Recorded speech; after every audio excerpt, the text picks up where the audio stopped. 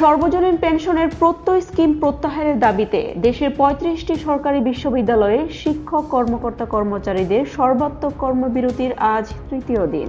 তাতে অচল হয়ে পড়েছে সবকটি বিশ্ববিদ্যালয়।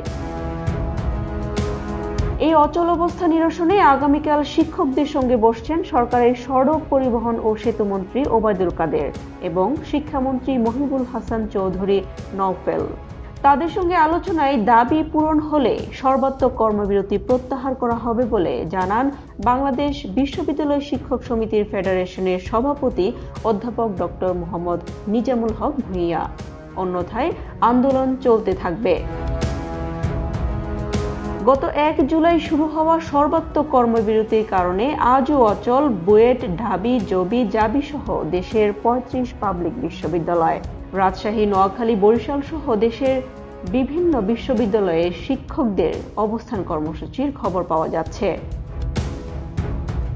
প্রত্যয় স্কিমকে বৈষম্যমূলক আখ্যা দিয়ে তা বাতিল করতে ৩০ জুন পর্যন্ত সময় বেঁধে দিয়েছিল বাংলাদেশ বিশ্ববিদ্যালয় শিক্ষক সমিতি ফেডারেশন।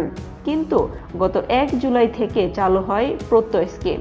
তাই দাবি পূরণ না হওয়া পর্যন্ত সর্বাত্মক কর্মবিরতিতে যান শিক্ষক কর্মকর্তা কর্মচারীরা।